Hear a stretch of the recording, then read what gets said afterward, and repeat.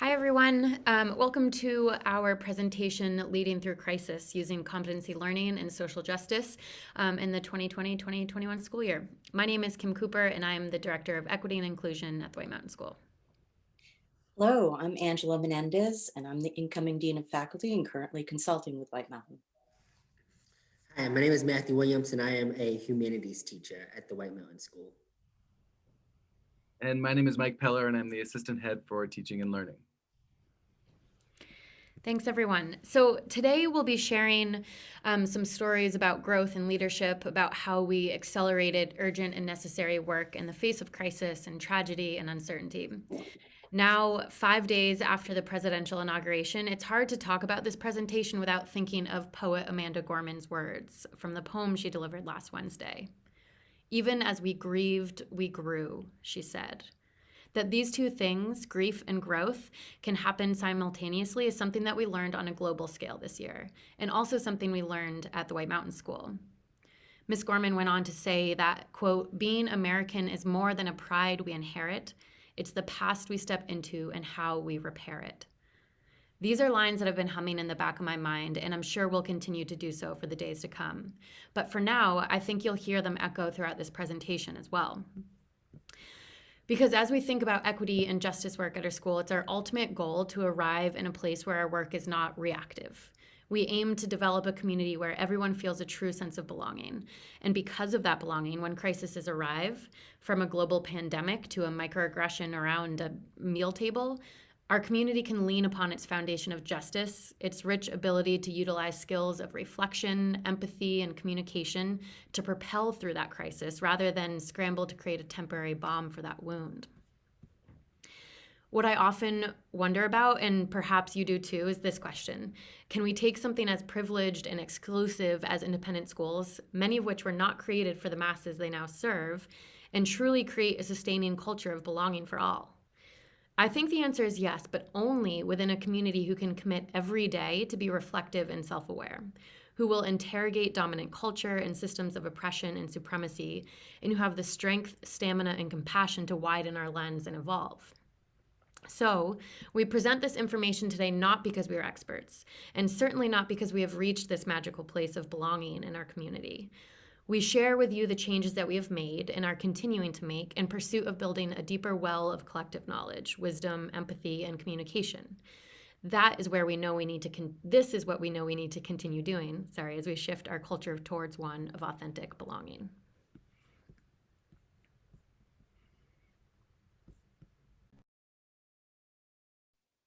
Before sharing what we have done this year in response to the multiple crises, it is important to share how we got to this moment. The White Mountain School is a small boarding school in northern New Hampshire. 40% of our students are domestic students of color, but less than 10% of our faculty currently are. With a long-standing commitment to sustainability and experiential education, we have leveraged our place in the mountains to inspire humility, reverence, and awe from natural spaces. We explore these wild spaces to learn to engage with constructive adversity. It is in recent years that we have questioned the experiential equity of our school program. Who has access? Who does not? What is the impact on our students of color to live and learn in a predominantly white area by almost entirely white faculty? It is in recent years that our commitment and focus on sustainability has been appropriately paired with a focus on social justice, and specifically the intersection therein. This, we believe, is our work, and these through lines and their synergies that are so clear in this moment will continue to be the strong current running through our respective programs. Prior to 2020, we had established an effective method and approach to successfully educate the entire student, the whole student. We do this through the most natural form of learning, curiosity. When conditions are created, conditions that inspire student questions, engagement naturally follows. And the learning that's driven by student inquiry, it matters. It matters to the student, to the school, and to the world. Given the student-centered nature of learning at White Mountain, we needed to develop a process, or rather a system, for mission-driven teaching and learning, which we do by focusing on our core competencies, or as we call them, our essential skills and habits. These are the skills and habits that allow for successful learning at any time, in any discipline, in any industry. We are preparing students to look around, to identify questions that matter, to do research to see what others have said about this already, to develop a model or a thesis, to get feedback, to collaborate with others, and to communicate ideas with conviction. We do teach content, but we see content as the catalyst for sparking student curiosity. It is the catalyst for driving students' questions and then their pursuits of answers to these questions. At the heart of our learning program is choice. And while I love to talk about competency education, this is less of a presentation on competency education. Rather, it is one on the liberation and possibilities thereafter that is and are possible within a competency framework. So enter 2020, a year like no other, a pandemic, a reckoning on racism and political turmoil. Schools shut down in-person learning, and for the first time since our educational model's inception, people began to critique it, to reevaluate it, to innovate. Questions such as,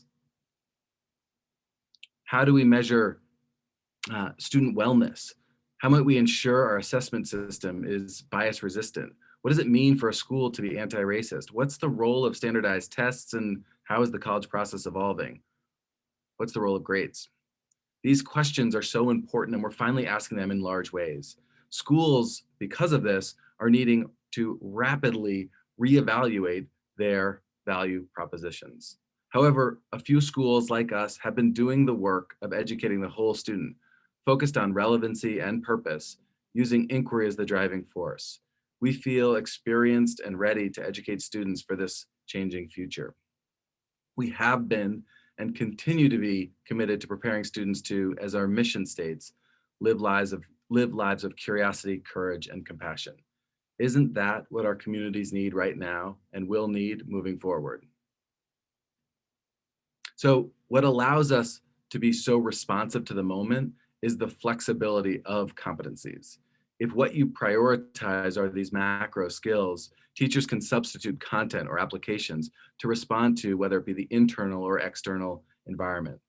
For example, after the horrific examples of police violence towards Black Americans this past spring and the national attention that resulted from the protests, our statistics teacher wanted to find a way for their students to examine structural racism in the criminal justice system. Without changing the underlying competencies the class was based on, the teacher was able to pivot to include projects as examining mass incarceration, police violence, and the school to prison pipeline. Of course, we wanted not only to be able to have choice within our pre-existing classes, such as the statistics class I just mentioned, we also felt compelled to interrogate the very nature of our courses. One thing we considered last winter, prior to the pandemic, was deconstructing our year-long US history survey course into a number of thematic electives. As the pandemic hit though, we asked the question, is this the right year for changing? Shouldn't we wait? With everything else going on, should we keep with what we've always been doing? The answer for us was no.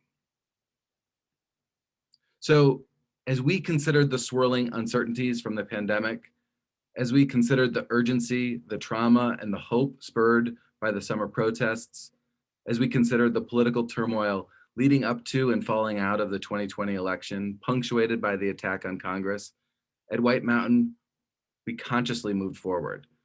Our hope for this presentation is to share with you how you too might leverage your mission to accelerate in this moment, that you too might, in this fog, take purposeful steps, or rather leaps forward, and that you too might see how competency learning creates the space for relevant, meaningful, and sometimes urgent change.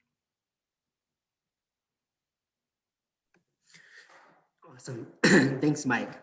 So in creating an equitable classroom, there was a few things that I had to ensure. The first thing is picking texts that are diverse but not tokenizing. I didn't want to pick a book simply because it was written by a Black author. Keep it confined in one unit and feel accomplished. I wanted the text to be a part of the DNA of the course. I made sure that there are moments for students to reflect on what we are reading when we're studying about race, religion, etc. And then I gave them opportunities to share their thoughts with their peers.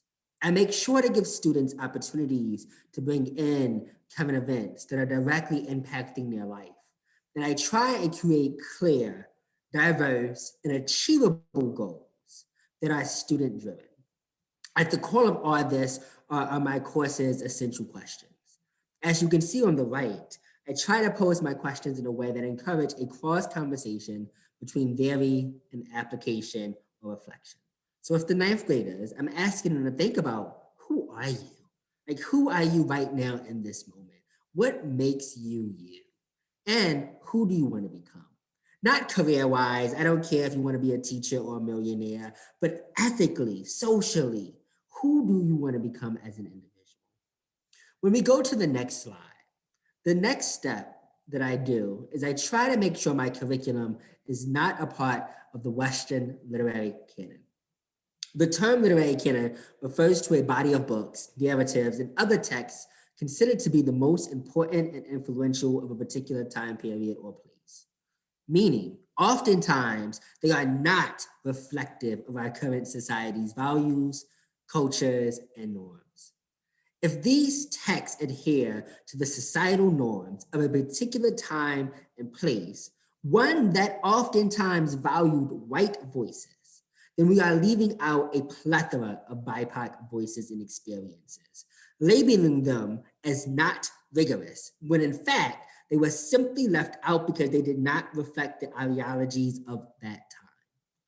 But I hear that argument all the time that we incorporate Black voices into our curriculum, right? I would like to point out that yes, we do.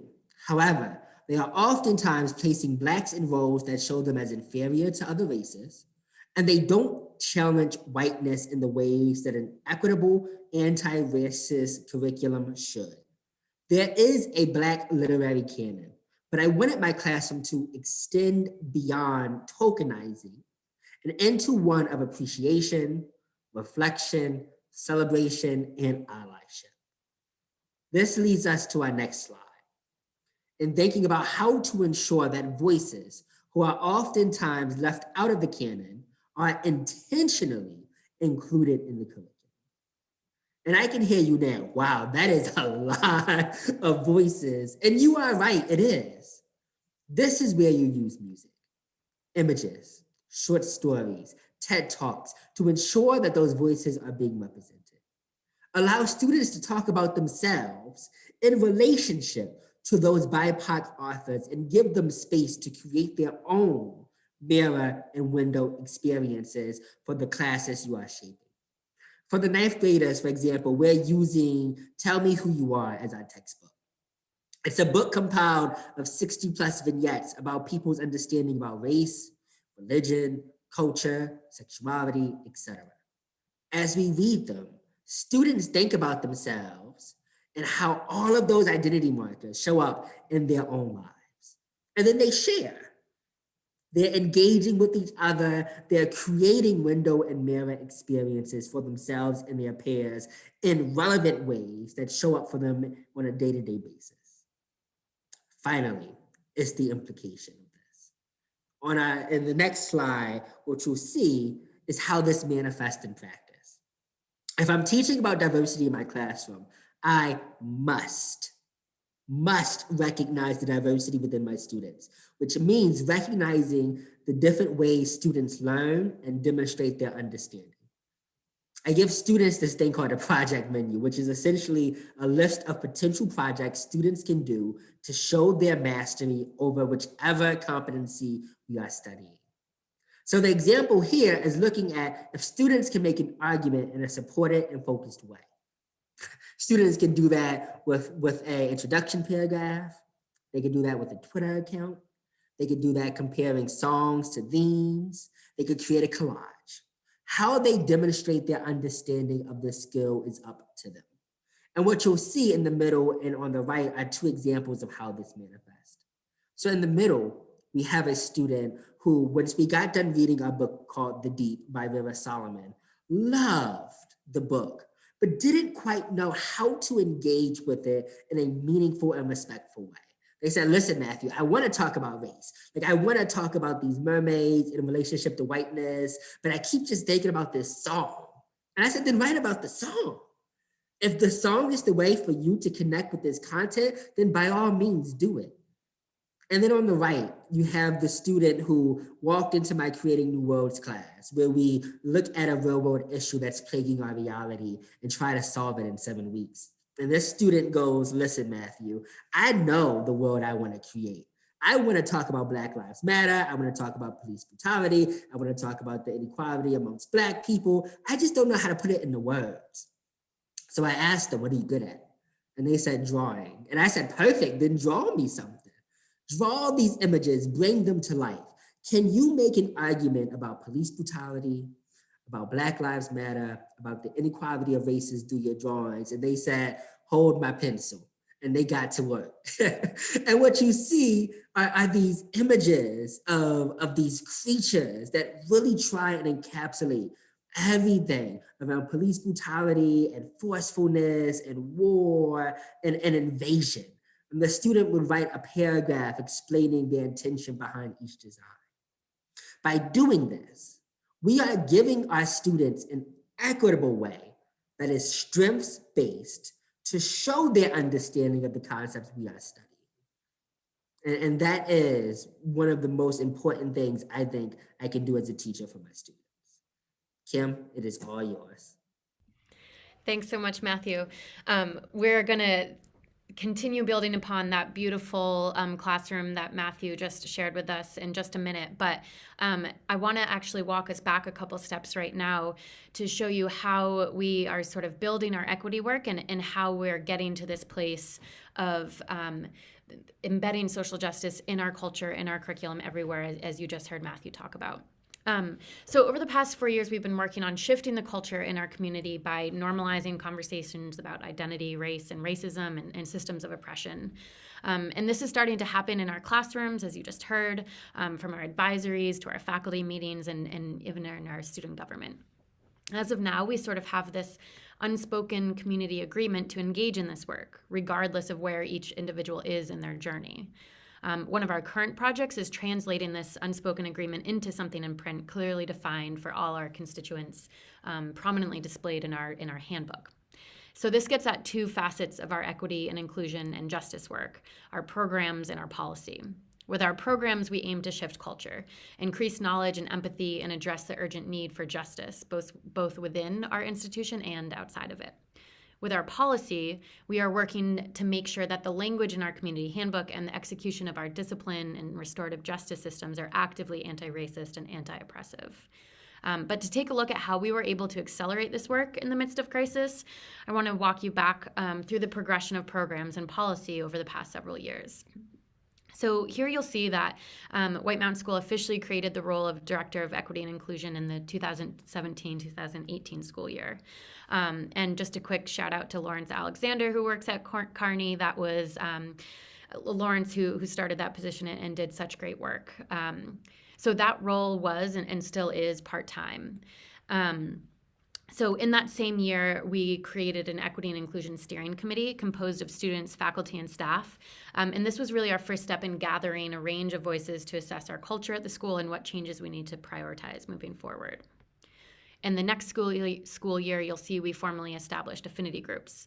And those groups have shifted over the years, sort of based on student needs. And currently what we have active as affinity groups are Black Student Union, a Latinx affinity group, Students of Color, and LGBTQ+. Building upon that energy of the steering committee in the 2019-2020 school year, we created a field course aimed at investigating race in independent schools. We collaborated with 4 other schools in New England, learned from their programming as well as conducting workshops with their students, and then brought all of that back to White Mountain and proposed a way for us to increase conversations about race and identity throughout our community. In the same year, we also centered equity work in our faculty meetings and professional development as we began to really interrogate the dominant white culture at our school. And of course, the big asterisk between 2020 and the 2020-2021 school year is COVID. And we could have hit pause here, but as you can see, we didn't. Instead, we launched mandatory social justice seminars for all our students. We created student leadership positions specifically for equity and inclusion work. And as we think forward to next year and beyond, we have already created 2 new positions, an assistant head for community, equity, and belonging, which will elevate this work to the leadership team, as well as creating an assistant director of admission for access and inclusion. We will also launch a required 10th grade class, something along the lines of race, class, and gender, a justice-focused class, as well as adding justice as an academic category included in our graduation requirements. So I want to focus for a moment on our social justice seminars and the process of designing and launching them, as well as how we might transition those seminars into a required academic course, leaning on our competencies that Matthew and Mike talked about. And we realized that one of our programmatic issues preventing us from shifting culture was that we didn't have consistent conversations about identity and systems of oppressions. Some students were immersed in these conversations in the classroom, but that was dependent upon course and even more dependent upon teacher. Other than our occasional programming, like for example, our MLK programming, we had no formal structure in place for the whole community. And as we know, repetition and consistency is crucial to habit building and culture shifting. So enter our social justice seminars. I just want to take a moment to credit Martha Newbert, who's the Director of Equity and Social Justice at Northfield Mount Hermon.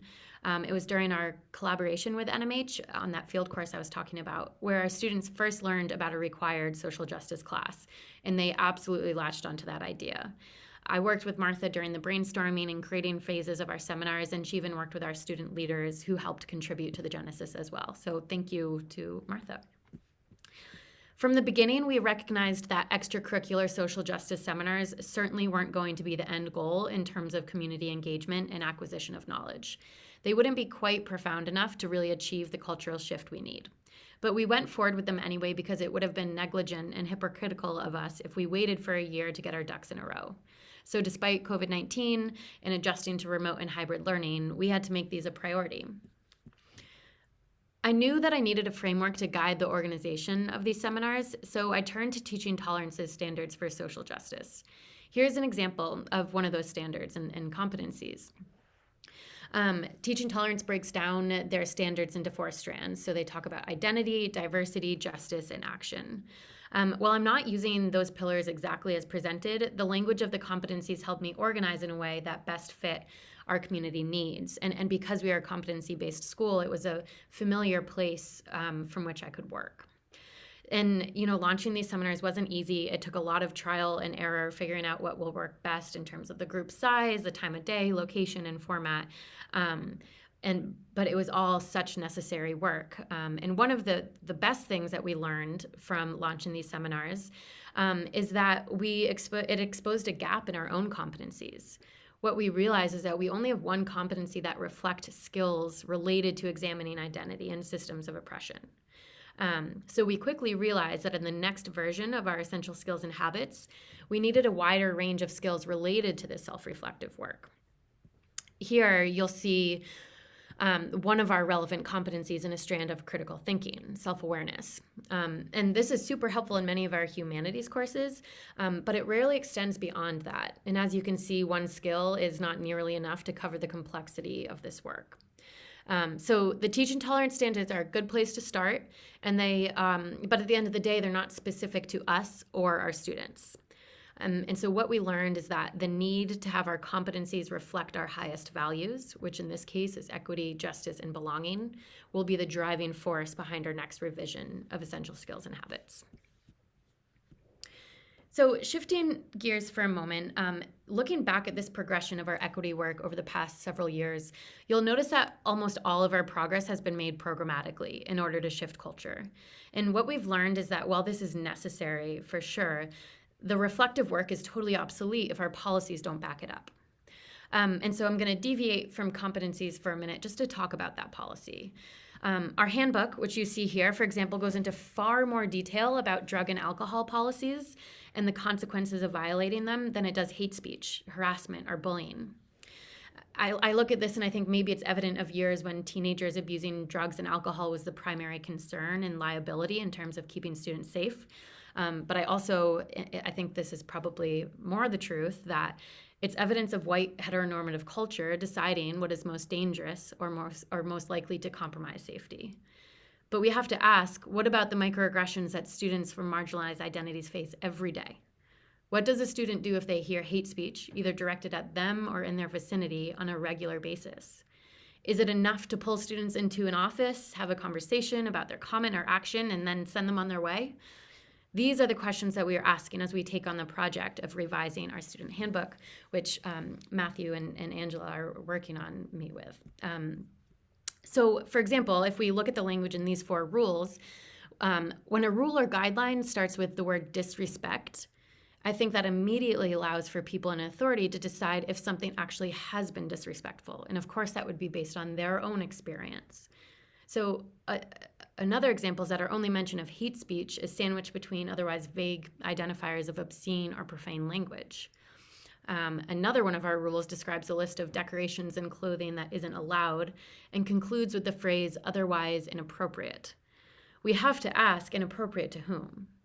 And so what would it look like to be more specific and take language out of the gray area? What we need is for the clarity of this document, our handbook, the attention that we give to microaggressions, hate speech, and harassment to match the urgency that we convey when talking about equity in general or aspirational or romantic terms. And so I'm going to pass the mic to Angela now, who will talk about how we're building some of this work in our hiring. Great. Thanks, Kim. Well, I hope that so far in this presentation, you've seen the momentum, passion, and incredible commitment of this team and the rest of the team in terms of the mandate for change and how it's flowing through the organization from the head of school on through. We're excited about preparing our students to take on the challenges of this increasingly complex world with confidence and compassion. And we're engaging in supporting our team to be more resilient, better resourced, and exploring the growth edge of social and racial justice, and also how to be more trauma responsive as we go. So to do that, we have come up with the whole Educator vision, 2025, because we're wanting to stretch. So as you've seen so far at White Mountain, we care deeply about bringing our authentic whole selves into community. We know that students learn and thrive and thrive more expansively when they have teachers, mentors, and role models who look like them. We also understand the tremendous emotional investment that a boarding school demands. It is our goal to care for the whole educator with the same love, dedication that our teachers give to students. This is accomplished by empowering and supporting the faculty to fail forward, try new methods. You've seen some of that with Matthew's presentation, and then continue to lead with empathy and acceptance. So to accomplish that, we focused on 3 key areas, making sure that if you wouldn't mind, go back just for a second. And this is reiterating a little bit of what Mike brought in earlier, but we are deeply committed to having the faculty reflect the diversity of the student body to achieve that end. We also want that collaborative, inclusive ecosystem. And that's not going to happen overnight, but with each new person that comes in, that ecosystem changes and becomes better than it was before. And then lastly, that leadership excellence, and I'll go over the key characteristics in a bit, but really establish a clear roadmap so that the concept and values are not amorphous, that it's very clear in terms of what each faculty member is bringing into the team. So next. So then we realized that in order to achieve this vision, we need to be intentional and strategic about attracting, retaining, and cultivating talent. Rodney Glasgow at the beginning, I think now it was last week, said in his keynote address that we really are trying to create cultural synergy. And I thought a lot about that word because it's bounced around a lot. And the etymology of synergy is from the Greek, working together, and more recently, working together to contribute to something greater than its parts. And that's what we're trying to do at the school. So to that end, we want to underscore the importance of attracting multiracial talent to our dynamic teams so that we can strive for that synergistic ecosystem. This includes elevating the White Mountain School as a progressive, anti-racist school grounded in our core values of curiosity, courage, and compassion. Will actively work to attract multiracial talent in alignment with the characteristics that I promised to go over in a moment. And then also to look at our current state with a broader cultural lens. And it's tempting as we start to interview, and we're actively interviewing, to look for fit, and we're looking for adds and synergies. Then it also includes developing an inclusive recruitment strategy, and establishing an equitable interview framework, and then engaging the interview team so that we are all coming from the same foundational anti-bias framework. And then, as Kim shared with you, ensuring that the policies and procedures protect, support, and encourage and provide the growth opportunities for multiracial team members in Northern New Hampshire.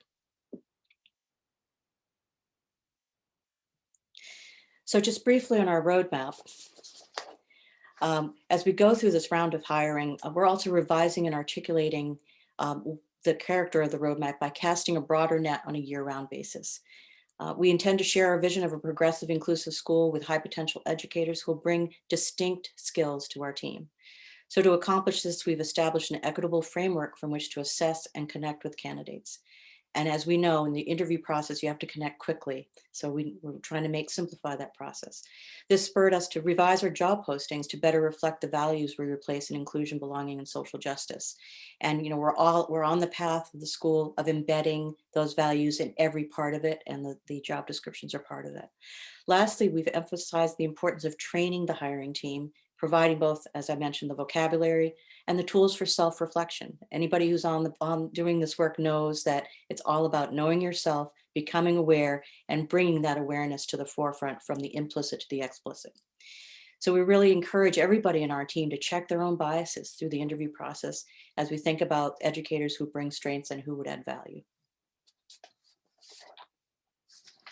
So a few moments ago, I mentioned the characteristics of the White Mountain Educator. As we continue to build our team, we've asked ourselves, so how do we define it? What does that look like? So this, what you see in front of you, is a 360 approach with 7 key characteristics identified as top priorities, including multiculturally and racially fluent, content knowledge, their relationship to pedagogy, the developed habits of educating, having those be well underway and fortified, and somebody who attends to their professional expectations, and also, very importantly for us, engaged in the boarding school life. And so that all has to be integrated.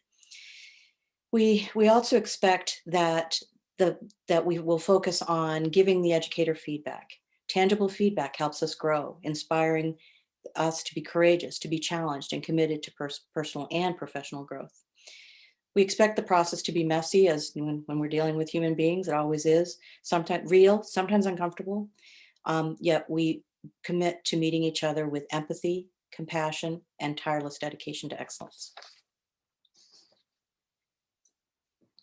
So as an example of that dedication to excellence, I want to share with you also the professional growth and development and Mike had mentioned earlier that during this very challenging year that we've all been through, we did not stop, we stepped on the gas, and we committed more than ever to developing our team. And as Kim shared earlier, in order to further our social justice efforts and make sure that we're sustainable, we wanted to focus on policy and professional development as well as program.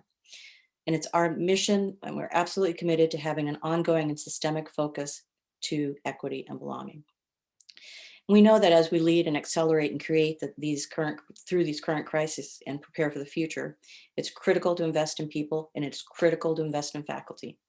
So I want to share a couple of things that we've learned. First, professional development is far more impactful when most or all of the faculty participates. People have to show up. So while going to a conference is great for stoking fires, I've been very inspired by this one, it's often challenging, if not impossible, to carry the torch when you come back to campus. Second, while we're quite over Zoom at this point, we found that skilled facilitators can really lead some pretty remarkable and connected remote sessions. And on the screen, you see examples of some. So building on this idea, we've decided to launch a week-long in-house conference, and that was in this past January, prior to beginning semester 2. So each day there were sessions in which faculty presented based on their respective disciplines, and then it was anchored by keynote speakers. The keynotes ignited conversations shared by the faculty, administration, and trustees, and conversations that really inspired further inquiry, and they continue to do so.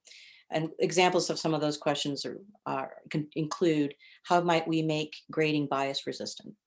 What should we be teaching, and where should that happen in the day, week, or year, depending on student inquiry and engagement? How do we reimagine and redefine our approach to outdoor education to make it more inclusive? What steps can we take to truly become an anti-racist institution? And then how do we reduce our bias in hiring, as I mentioned earlier? So these are questions based on our shared experience that bubbled up or kind of erupted from our faculty. And these are precisely the questions that we need to be focused on going forward. So we thank you for joining with us. We're very excited about what we have started, and the heritage that we continue to evolve at our school. We've given you our contact information here, so please feel free to reach out and continue the conversation if you're interested in continuing to explore and walk down the path with us. And thank you very, very much